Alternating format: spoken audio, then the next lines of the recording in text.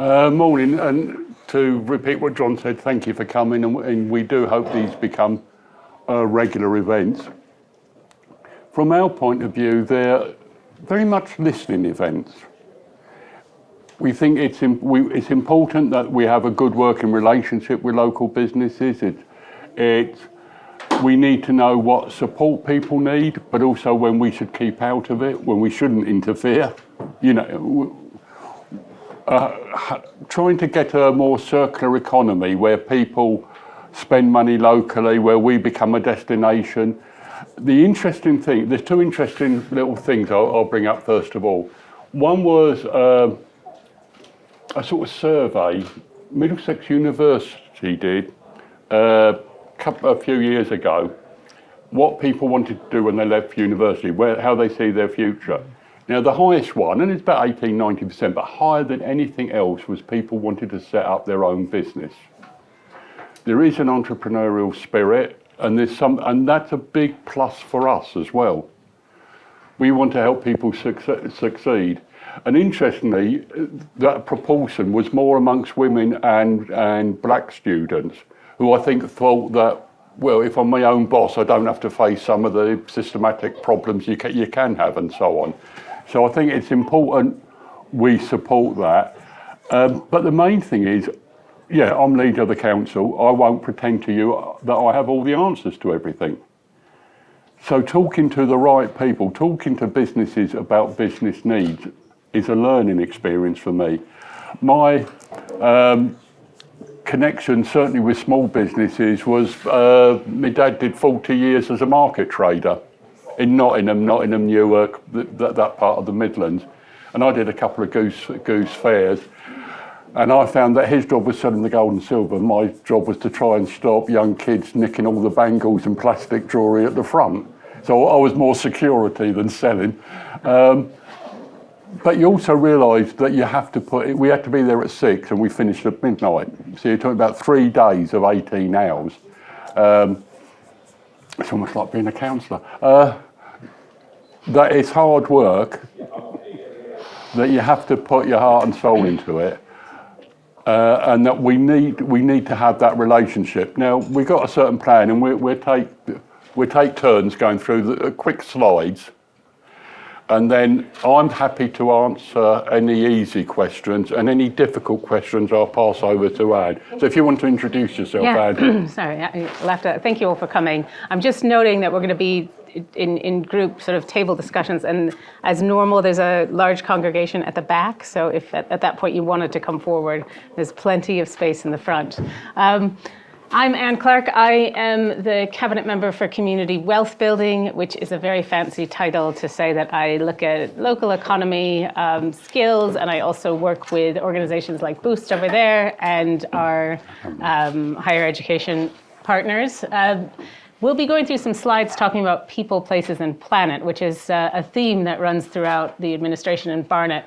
But when I think about people, places, and planet in a business context, that can mean anything from somebody's local high street. It can also mean the people you employ, the people who do employ, and our planet. So we're looking a lot at how we can support businesses not just make transitions to become more environmentally friendly, but actually how we can network with our education providers to provide the right skills and to be sure you have what you need to make those transitions, rather than kind of top down, these are things you must do, but how we can support you to get there, and how if we can make this work in places like Barnet, the economic benefit is large for the whole borough and for our businesses. One of the themes is people, and we've got an example up there. We're looking at skills and employability. Now, some are sole traders. Those that employ, like restaurants, cafes, probably find it very difficult to find staff at the moment. There is money. We work with Boost, and Boost does also work with employers and so on, and try to match people. I'm probably out of the room at the time, but I'm chair of the Skills and Employment Boards for the West London Alliance, which is seven West London boroughs, I think. And that looks at the further education, the skills thing. And some of those are things you will hear a lot about. Setting up academies, if you like, or hubs for green jobs. Though nobody, even the government, can define what a green job is. An electrician's an electrician, whether what they're doing is putting in heat pumps or doing something else, doing street lighting. The interesting one, I think, is that they're looking to set up a skills hub. They've always had them for social care work and health. They're looking at one for retail and hospitality. People don't realise the skills needed for retail and hospitality, and it's often forgotten.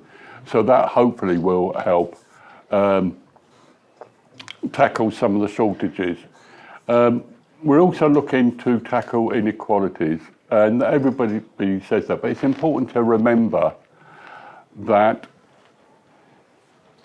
if you have a series where it's unequal or where whatever it is, that women find it harder to get loans for small businesses, or if you're black, you find it more difficult, is we're losing out on the talent. We're losing out on that entrepreneurial spirit.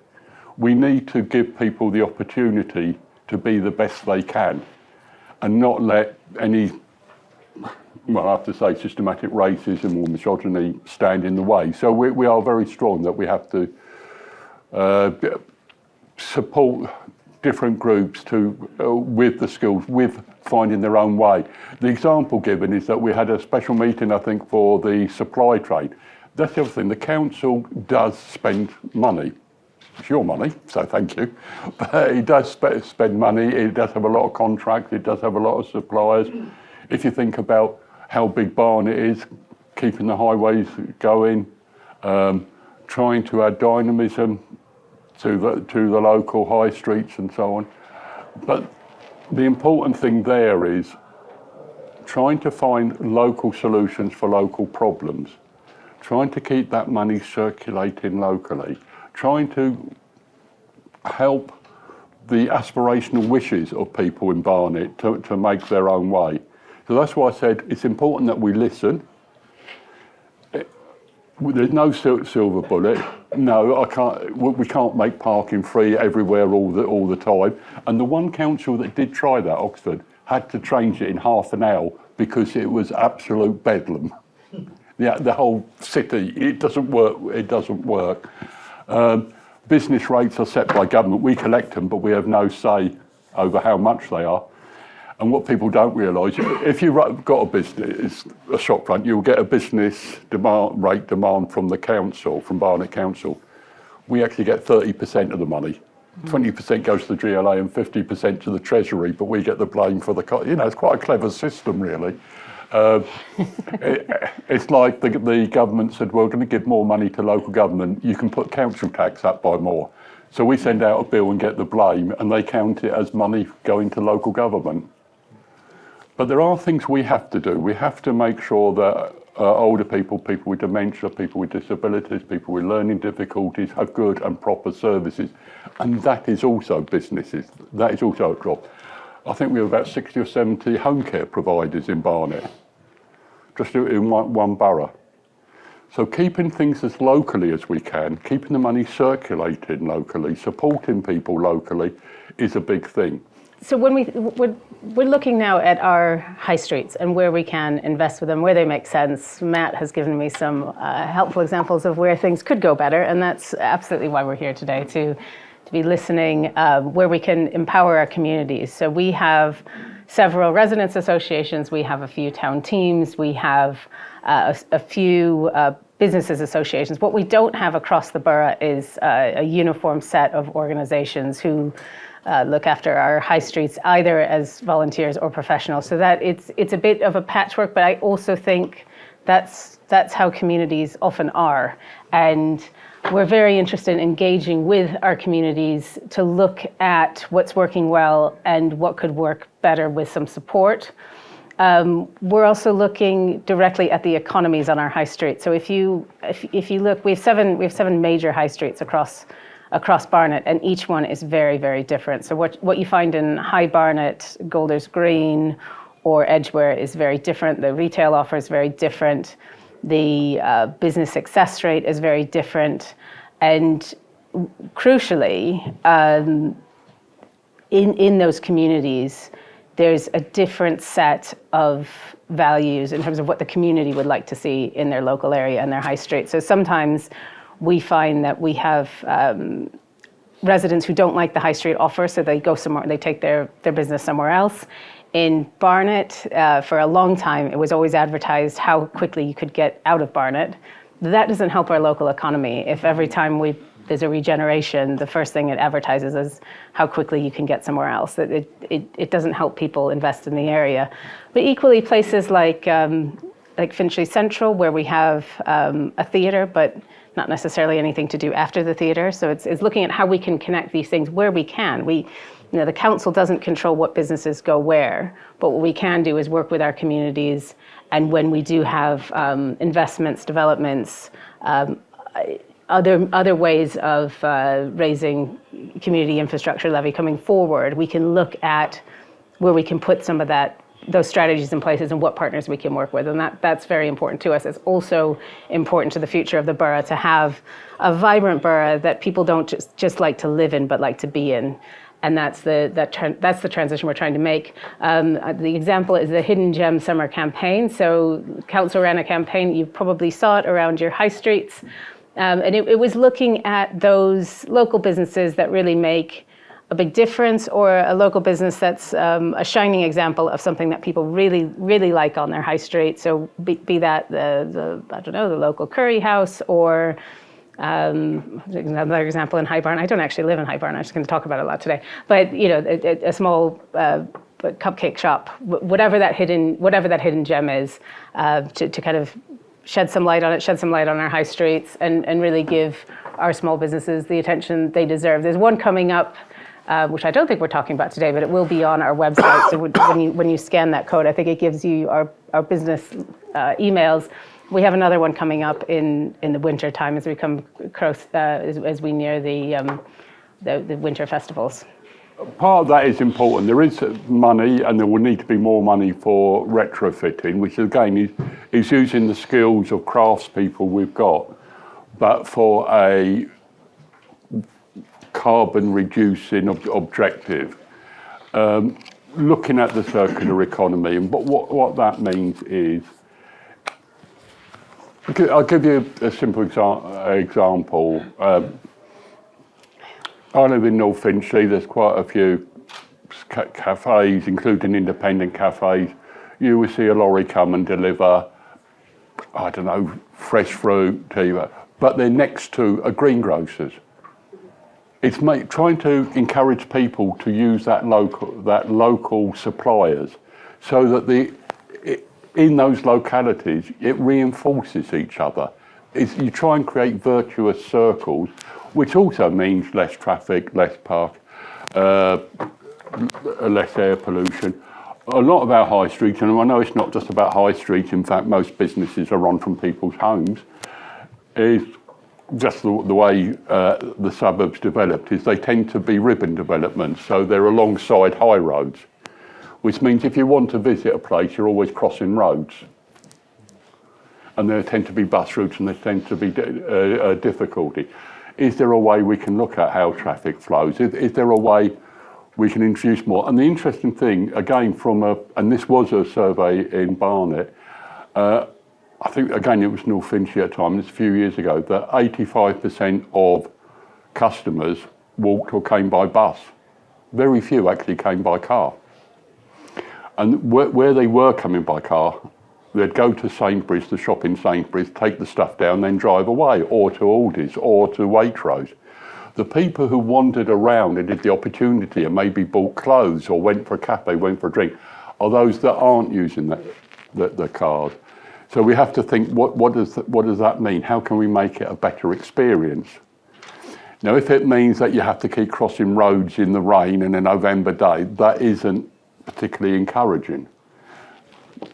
There isn't going to be a simple answer, But what we want to do is move in the right direction, and then people will choose to go to their local shops. Local shops will choose local suppliers. So the money goes around locally. Not trying to do a Barnet solution, but working with people to do a Finchley solution or a Golders Green solution or an Edgware solution, because they're going to be different answers in different places. That's what I said. We know there's no magic bullet. We know we don't have all the answers, but it's having these conversations means we're less likely to get it wrong, and we can provide more support. And the importance is, and you can see it nationally, you can see it internationally, is moving to greener. It is moving to more electric vehicles, but they're very expensive at the moment. It is moving towards people walking to places. You try and encourage cycling, more difficult in outer London than inner London. Inner London, I think you're more likely to be knocked over by a cyclist than a van, just if you've been down there lately. But it is better for the air pollution. And why I always mention air pollution is one figure we did get from the health service, it was 2019, so it's before the pandemic. I think it was 200, just over, it's 209 people died early because of air pollution. That's 209 grieving families, 209 lives lasted. So we do have to do something about the air pollution. But there is a problem with homelessness. We need more homes. Yes, people think that's a construction industry. You take Brent Cross West, where they're looking, if it goes to build over 6,000 flats, basically.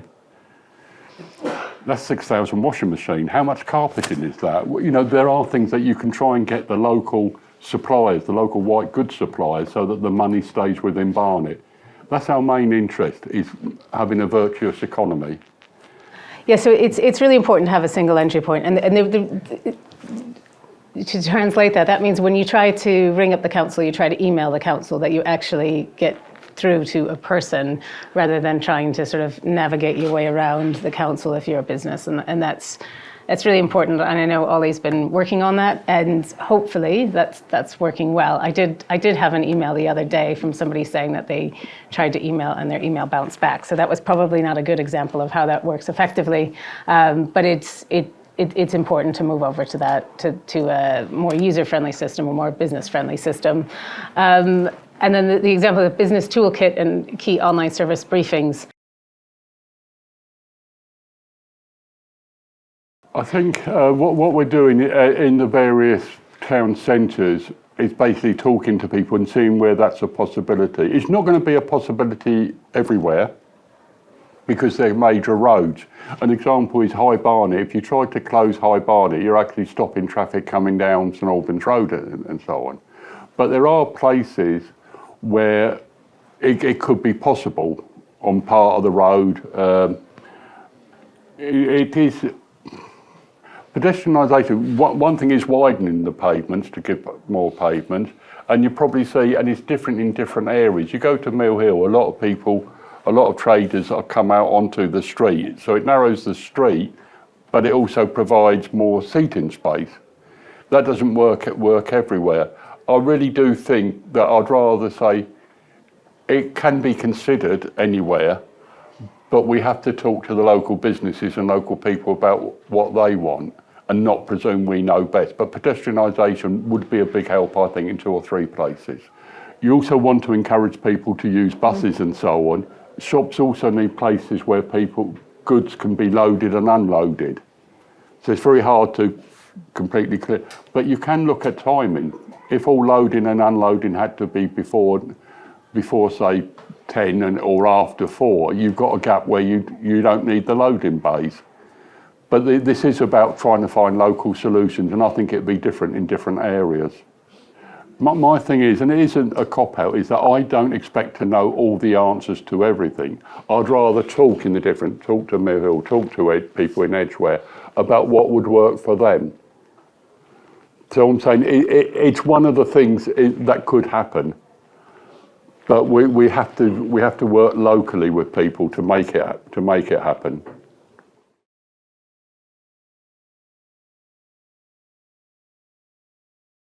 I think there's some examples where that works really well. It's not always the case that sort of top down from the council is the best way to do that. I think oftentimes it's the council working with the communities and the businesses.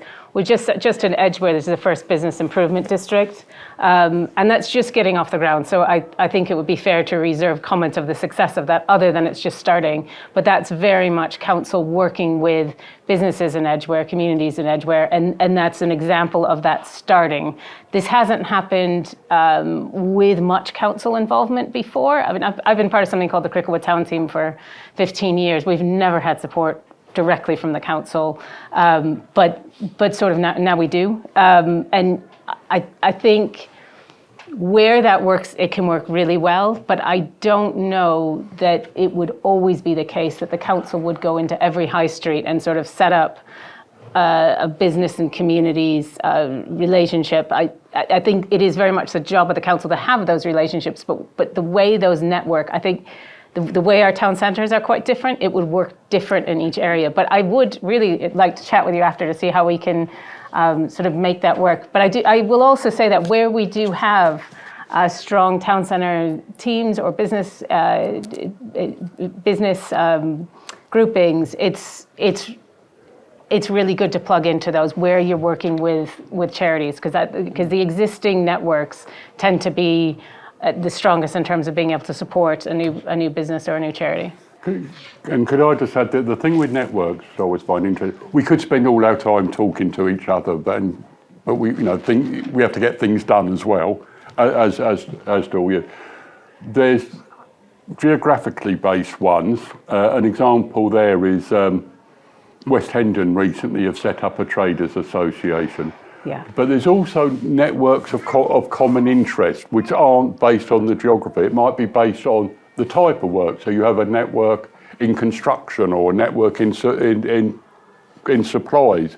It'd be good to have a network of businesses, however small, who are interested in pursuing a green agenda. What does that mean in terms of the products and deliveries and so on?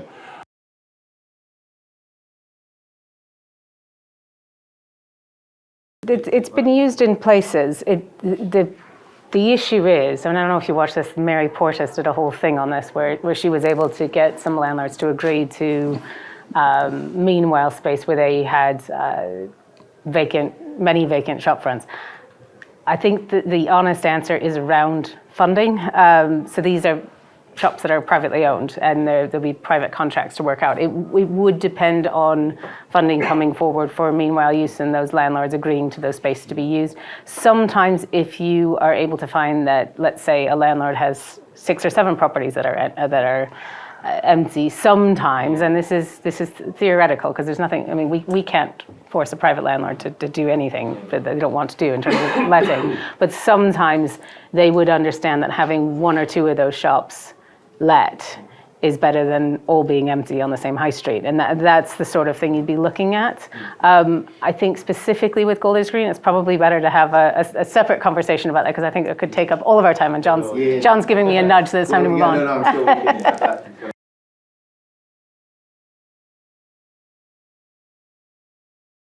I think something that can be done, and we have done it in the past, is a sort of drug and stand to get young people to push their ideas forward.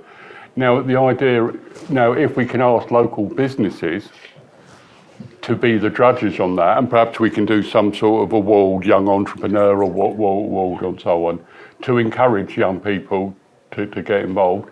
There are things like the youth markets. I know there's one up in High Barnet where, again, the young people are involved, and it's probably be worth linking up with the university, but also looking, as I said, the interesting thing at the university is the people who wanted to start their own businesses were overwhelmingly black and other ethnic majorities, and I think there's a lot of work that can be done there to encourage people. So there can be networks for young people, there can be networks for black businesses. People can be in more than one network, but it's encouraging. Our job is, if you like, encouraging people to come together for a purpose, and then they can nudge us to get it right where we're getting things wrong. So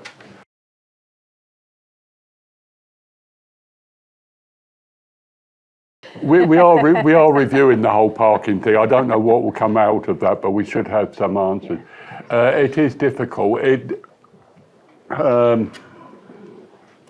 We're not like places like Westminster who make a profit of about, I think it was 123 million from their parking account. We're almost losing money, but parking is an issue. How it fits in with the green agenda and so on. As I say, where it doesn't work is when you try and give long-term free parking. Oxford City had to stop it straight away. The police told them they had to start charging again. Because what happened is that the people who work in the shops came and parked all day. The people parked all day so they could go onto the train and work in London. And there wasn't any room for local people or shoppers to park, because all the spaces were used up before 8 o'clock in the morning. So free parking isn't always the answer. Now there are places, and East Finchley is an example, where you can have parking on one side and there's double yellow lines on the other. So if you've got a shop on one side that's very similar to a shop on the other side, who gets most business? So there are questions.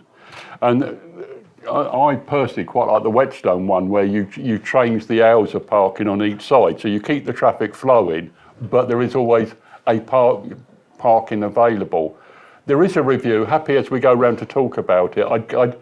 We are looking at every town, but it's going to be different answers. Somewhere there's regeneration. It's important where loading bays are as well. It's not all going to be parking for customers. Let's have a conversation. So thank you for your question, and we're glad we got